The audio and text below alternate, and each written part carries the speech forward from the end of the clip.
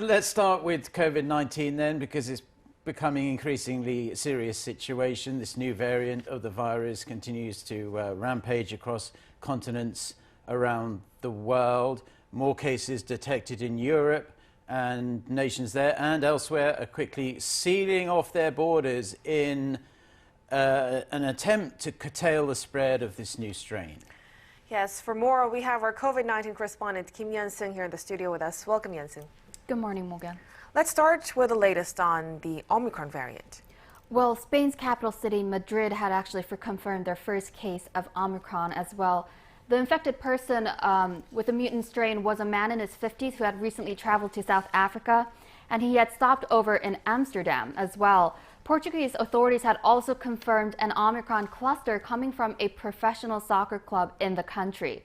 One of the players had traveled to South Africa recently, so it's possible he had unknowingly brought in and transmitted the virus to his teammates. Many other countries, Denmark, Sweden, Czech Republic, Italy, Hong Kong, Canada, Australia, also confirmed Omicron cases within their borders. There's a suspected community infection in Scotland as well, where none of the infected patients have recent history of traveling. So officials there are left to figure out how widespread the virus already is within their local population. And what kind of response is this triggering in those countries? Well, first off, G7 nations are convening to discuss an emergency response. Also, many countries have been sealing off their borders to countries in southern Africa where the virus strain had first been spotted. Others have been quickly following suit, hoping to delay the arrival of the virus on their shores, and some have been resorting to more drastic measures. Japan, for example, recently banned incoming foreign travel, including ones from South Korea, after finding their first suspected case of Omicron in a passenger traveling from Namibia. South Korea had made clear that it wasn't going to close down all borders to foreign travelers, but had imposed travel restrictions to 8 countries in southern Africa. But Yeon-seung, these restrictions have caused a lot of controversy. Tell us more of that. That's right, Mok-yeon. As you can imagine, well, the countries on the receiving end weren't too happy about the current measures. For example, South Africa, they were the first to report the virus to the WHO, so they're bearing the full brunt of the impact on their economic and tourism sectors. Some experts say that these travel bans do more harm than good, because it ultimately discourages countries to report any new strains if others happen to emerge in the future. Now, these restrictions are completely, there's something from, there's a soundbite from the South African president. Let's take a listen to that first.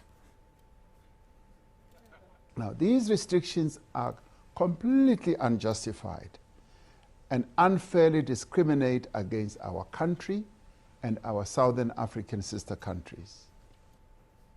South Africa and Botswana should be thanked for detecting, sequencing, and reporting this variant, not penalized. Exactly. So vaccination access has also been very poor in many African countries, with vaccine distribution being heavily skewed towards more wealthier countries. Officials and experts say that the world is now seeing the effects of vaccine hoarding with the emergence of Omicron, and it's the countries in Africa that are being penalized. Well, it does seem a bit unfair that this variant has been spotted in several European nations as well, and other countries aren't closing their borders to European countries, even though there are cases there as well. But finally, before we let you go, tell us more about the situation right now here in South Korea. Right, let me give you a brief update. So South Korean health authorities logged up to 2,641 new cases by Monday 9 p.m. So it seems like Tuesday's official tally will end up somewhere around that 3,000 mark. Health authorities are also trying to speed up the introduction of oral COVID-19 treatments, especially ones that are produced domestically. But more on the South Koreans' response to the current COVID-19 situation will come for those who continue to tune in to our morning newscast. All right, we will look forward to that. Thank you, as always, Yeon-seung, for your report. Thank you.